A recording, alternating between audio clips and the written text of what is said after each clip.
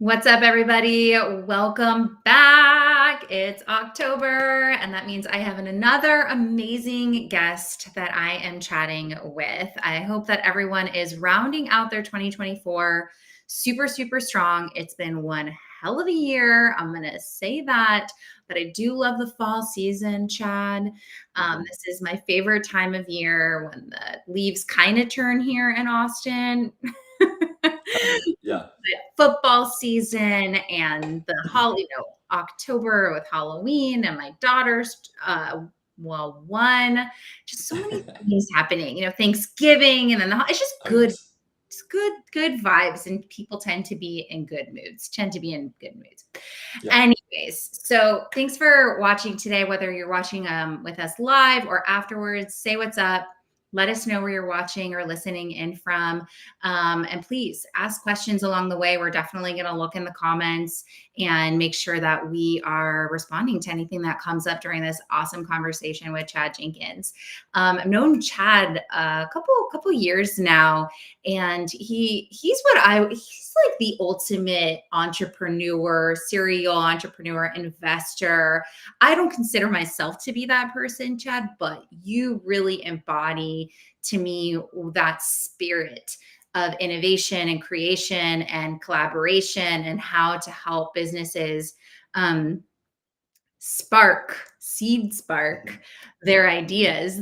That's the name of your company. But I'd really love for you to first talk about your journey a bit, how you became Okay. founder and what you're doing with Seed Spark. How did you kind of get here so we get a little bit of an understanding of who you are? Okay. Yeah. Awesome. Well, thank you very much. It's a pleasure to be here. Looking back, good gracious. I remember a long time ago, I used to be the guy 20 to 30 years younger in every business meeting. I'm just not that guy anymore, sadly. So it's a lot of experience. If you go way, way back, with zero, so no education or formal education and no real business experience, but I did identify with how to create value. And I started doing that at a very early age. So if I take a look all the way back, is when did this really start happening? Is around the age of 8. Is as far back as I can remember, looking at things differently and how I could create value, combining two or more people, places, and things. So I've been training my brain to do it since I was about 8 years old. And you mentioned serial entrepreneur. It is the classification when you have many, many, many, many businesses. So every time the old me figured out a way to create new value, and it was driven by identifying a friction that existed in a current industry, then I would go start a company. Yeah. And I did it many, many times. Today I didn't do that. You mentioned Seed Spark earlier, and the name Seed Spark stands for Seed Division, Spark Growth. I started it in 2005, back when BlackBerry was starting to hit mainstream, so a long, long time ago. And at that time, I was growing another organization I had very, very quickly, and I was scaling it so fast that it was beginning to get away from me. So I started a software organization to just automate business processes. And that's what Seed Spark started as. So it was 2 years before the iPhone came out. And it was just an awareness that I had. At the time, I mentioned the company was growing really quickly. It was a wireless company. I got really, really big in Nextel distribution. Same thing, identify a friction in the industry because I did not want to be known as the phone guy, though I was at that time. And the friction was everyone's bill was messed up. So Mhm. I figured out that folks would pay $5 a month for however many phones you had on your corporate wireless account for someone to play matchmaker, your usage patterns against the new rate plans. And Mhm. SeedSpark originally started because of that. I was going so quickly. So who do you buy your phone from? I was going to make sure your bill's right. Not this month, not next month, but every month, especially if you have 10 phones or 2,000 phones on your account. Yeah. So SeedSpark was created to leverage software development via web apps to automate business processes. I mentioned BlackBerry earlier. So after launching the first BlackBerry store in the world, I just identified that the clients who were buying cell phones or Blackberries from me also had a friction, which is anytime you're trying to pass data from the field back to the back to the office, or from the office to the field, like dispatching a technician, Yeah. they were having to do it via phone. Mm. So that's where it originally started. Obviously, it's continued to morph since that time. Today, I recently spun out a digital marketing organization, Prismo Marketing. The software organization is now Code Fusion, and a cybersecurity company, which is SparkNav. SeedSpark itself partners with entrepreneurs all over the planet under what I'm classifying as a global entrepreneur collaboration. And the model is a split of the outcome of success, 90% to the entrepreneur, 10% to SeedSpark, and then 70% of that goes back into the community. Because what I Mhm. recognized, another friction, entrepreneurs by nature are very giving individuals. They want to see many of us individually and collectively succeed. So they give their time, effort, energy, and wisdom and experience away, but they haven't figured out a way to monetize it. And therefore, it's not very formalized and it is intentional as long as they're requested. I wanted to create something that was very proactive in leveraging collaboration between entrepreneurs for a much bigger outcome. So that's what C-Spark is today. Yeah. Which Mm. is sort of what I've been doing since day one. Yeah. I mean, at this point, how many different entrepreneurs have you worked with at the company? Oh, as far as active growth partners, we're just over 50. So I began to offer this as a collaboration and an engagement back in January. Uh, as far as entrepreneurs that I have worked with leading up to that point, hundreds of thousands. And now we're about 50. I should be at about 100 by the end of the year. And our run rate shows that we'll be at about 1,000 just before 3 years, all over the globe. Yeah. So, Chad, what do you think? Like, what do you think makes or breaks an entrepreneur? When they lose sight of creating value for those that they serve. That's Mm, what breaks them. At least in my experience, everyone starts out recognizing a friction, yeah. figuring out that they're working for someone or they're in an industry and they can identify, they have vision, obviously vision, of how it could be better. So it's friction identification, and then they just validate how many people, if I resolve this, would it impact and how big of a business could I build? And that gets them started. But then before too long, they start making money. It's a little bit like the devil. Because when you begin to get profitable, now you've got to scale. And before too long, if you're not careful, it's more about scaling the organization than it is creating value for those that you're serving. Yeah. And that's whenever you begin to flatline. Mm, So, and you go through these dips, those peaks, value creation at the bottom. Now we're rising up. Oh, fat and happy. We're yeah. hiring more. We're expanding. We're going to another state. And then Yeah. we get really, really focused on growing the business versus and scaling the business versus the value that you're creating. So Mm. I've seen that be definitely an impediment to growth with entrepreneurs all over the world. Great question. It's really interesting that we're talking about this today, Chad, and that this is coming up because um, this morning I listened to whatever Gabby Bernstein. She's like a Mm-hmm. spiritual person, Mm-hmm. and one of her little quick things was to to really sink back into your purpose and what you're doing, Yes.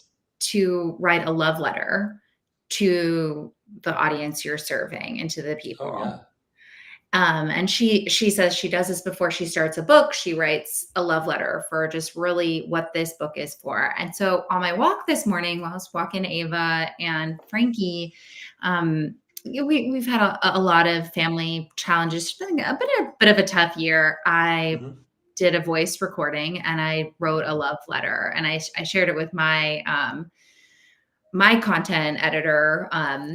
And I said, I need to get this out, but like, this is Yeah. why I'm doing this. And it felt really powerful Mm-hmm. to remind myself Mm-hmm. of why did I, leave corporate? Why did I Yes. choose this path? Who was I and who am I today? Like, do I want to Mm-hmm. still keep doing this or do I not? And so that just resonates so much with me. um, what is that value Mm-hmm. that we're trying to create? And you need that reminder, you really do, Chad. And Oh so yes. I'm curious, with the folks that you work with, the growth partners, How do you continue to make, ensure that you're bringing value to not just yourself, but to your customers? Yeah, so for me, and I mentioned it just a little bit earlier, it's all about friction identification. Because if you think about it, even when you grow, you create frictions. There's different varying degrees of friction, getting really in tune with the ones that are not yet impacting you, but you can feel that they're on the surface. So there's a disturbance in the force. You've leveled Mhm. up, and things are going well, but things are starting to pop their head up. That is a driving factor for me, and it always has been. Another thing that you mentioned that really jumps off the page to me is I've coined unique value contribution. So a lot of times when you engage with somebody or an organization, what do you guys do? Well, the signs on the door or the building or the Yeah. titles in the email signature. And I would argue strongly against that's not the way, that's not really who you are. And it's not specifically the way you create value in the world. It's the way in which you apply yourself to the name on the door or the building or the title in the email signature. So getting back to that centering and understanding how you create value in the world, your unique value contribution is very paramount as well. But if you combine those two things together, I know who I am. So having a very strong presence and awareness of how you do what it is that you do, not what the industry conventions of titles and labels are. And then following frictions in your industry or those that you serve is bountiful innovation and growth. I've seen it happen Mm. time and time again. But the second that you begin to get away from that, you get too enamored to the name of the industry or your SIC code that you're in, or this expansion that you're doing, you begin to serve yourself, things start to get a little bit awry. So making sure that Mhm. you keep that centering in the way in which you create value and being driven by frictions that you notice, focusing on those that you serve is limitless. Mm. When you mentioned serial entrepreneur, which makes a lot of sense because there's been so many companies. I got chastised for a long time. It's like, why do you continue doing this? Mm. How much is enough? Why do you have so many companies? Like, how can you do this in the first place? And I began to really unpack, like, what was the driving force? What was my Yeah. unique value contribution? And it was, like I mentioned earlier, I see the value created when you combine multiple people, places, and things. And I just want to share it. Um, Before that, I looked just like a maniac of going and creating companies, going and creating companies, and not anymore. Like it empowered me to embrace exactly who I am, and it's so fulfilling because I can do it for any industry on any place of this planet. At least from experience, it seems that way, and it's so rewarding too. But Yeah. you can get away from it whenever you do. Things begin to get a little awry, but getting back to that center, it just gives you unlimited energy. Mm. Unique value contribution. Yes. I like it. I like Hmm. that one a lot, and it's very aligned to my beliefs around personal branding and how do you see Hmm. yourself? How do you want others to see you? What are you passionate about? What are you skilled at? How do you wanna show up? You're talking a Individually. lot. Yeah, you're talking a lot about friction, Yes. and I know you have this book coming out, new book. Oh, He yes, of already course. he already has a book, Just Add a Zero, which is really phenomenal read. You can check out his profile. And now you have a new book coming out. Tell Yes, us a ma'am. little bit about the inspiration to write this one. Sure. I mentioned that I've worked with entrepreneurs for a very, very long time. And in the first book, Just Add a Zero, which definitely changes your mindset and gives you the fuel to just think differently. One of the concepts there was remove the film, which is excellent for entrepreneurs. It was driven me since day one. Friction identification, leverage the market is what film stands for. And all of Mhm, us have gotten a new iPhone or Android or vehicle. You have to peel off the plastic. You're like, mm, whoa, that screen looks a lot better, whether it be in a car, your new iPhone, or your iPad. So I envision most organizations are that way. A lot of folks that are close to me will hear better is infinite. In signing books, I've been doing that for years. Better is infinite, stay curious. So I recognized that Remove the Film was an awesome growth strategy for entrepreneurs, but entrepreneurs have organizations. So being present and aware and just continuing to dig on this concept that all great things originate from friction, and they Mm. do. One of my favorite words is tribal luminescence, which is a word that would almost stretch from Charlotte, North Carolina to Austin, Texas if you try to spell it. Please don't ask me to do that. But what it means is the point in which friction turns into light. So Remove the Film obviously is completely wired up in my background, but I wanted to create something that was more operationally sound that an entrepreneur could implement in their organization. So that's when I really got down the rabbit hole of understanding there's multiple types of friction, multiple degrees of friction that can Mhm. impact your growth strategy and ultimately it can keep you from growing. And Friction Fuel is the book's name, the new book.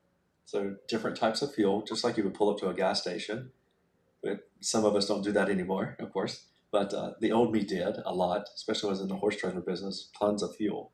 And you would pick regular friction, mid grade, or plus, depending on where you are in the country, or premium. It's the same thing for businesses. So we have regular frictions that we are all, anyone who's watching this is very keenly aware of because they're probably dealing with some. Our hair's on fire. The Yeah. pipeline's drying up. Our subscriptions are down. Our attrition's up. We literally have talent walking out the door. Those are regular frictions. Mid grade are bountiful. On your walk this morning, if you happen to check your phone before you left, you Mhm. probably had an email or a text message or you might have gotten a call. Then in the first three words of what you read or what you listened to, you did a miniature shoulder shrug. That's a friction. Mhm. Those are mid grade frictions. Mhm. Mhm. At face value, as entrepreneurs, we just resolve them and keep walking to the meeting that we're supposed to be in. We're probably running a minute or two late. Those of you who are to be able to harness them are in limited innovation. You just need to spot the trends. I also recognize that the entrepreneur was the one by primarily, especially depending on the size of the organization, responsible to spot those trends. But as long as you are harnessing them, and the entrepreneur is really good at what they're doing, they're Mhm. finding unlimited ways to create value by tracking those frictions.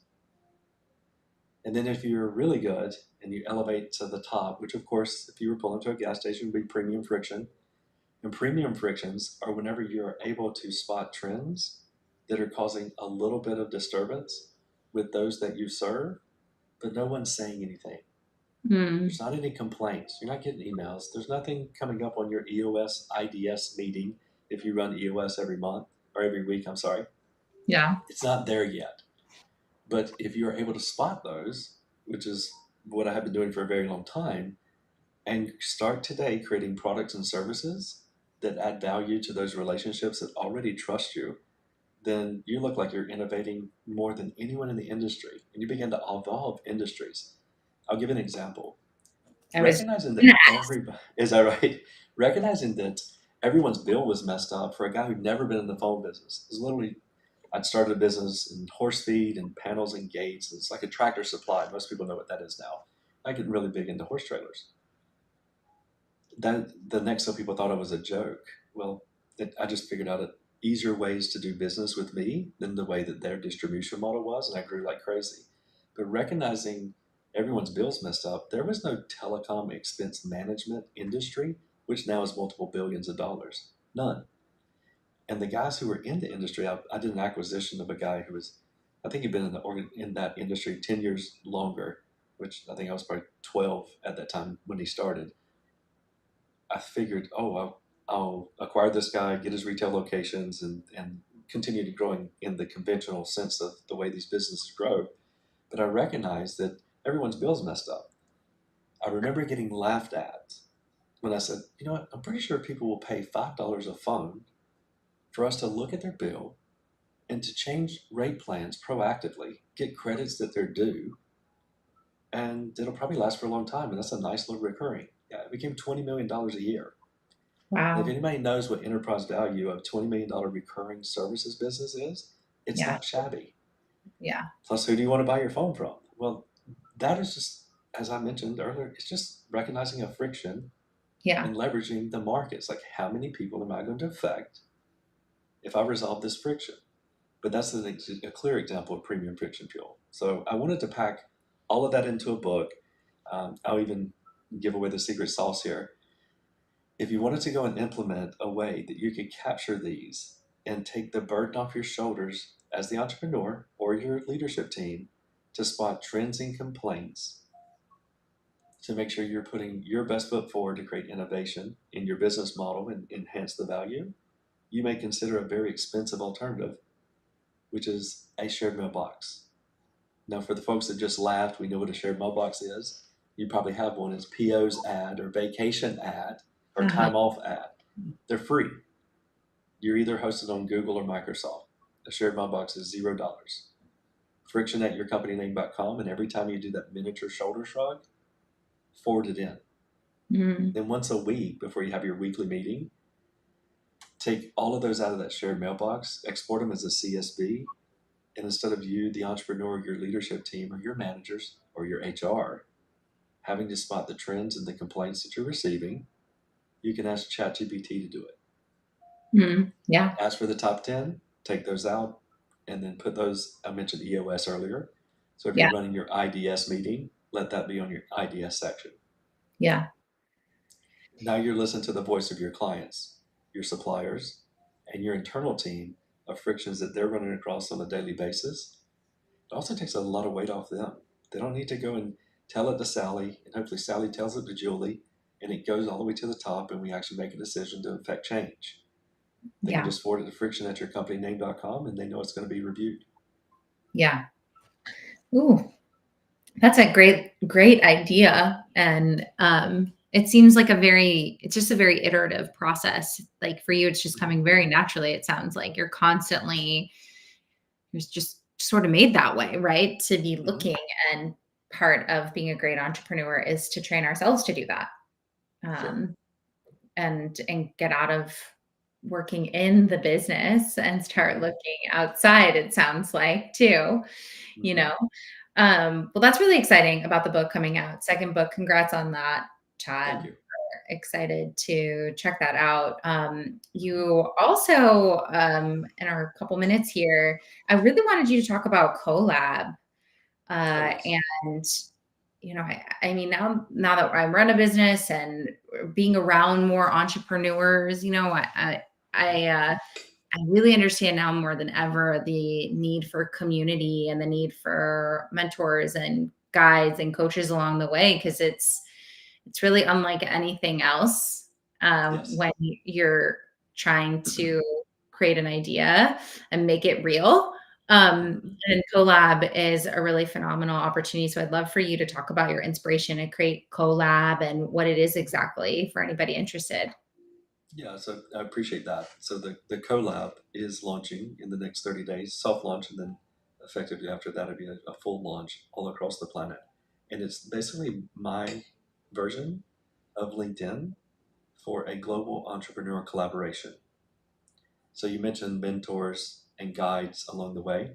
For the first 35 years that I was on the planet, and for many of those I've been in business, I thought I was just supposed to get up earlier, work harder, be smarter, and outrun the next guy. And that did work. But somewhere around mid 30s, I came to this realization. I was like, hold up, there's a lot of people on the planet. This is just maybe 4 or 5 generations that are represented as multiple billions. I'm probably not going to do anything unique. And there's been many, many generations in business and entrepreneurs in business before.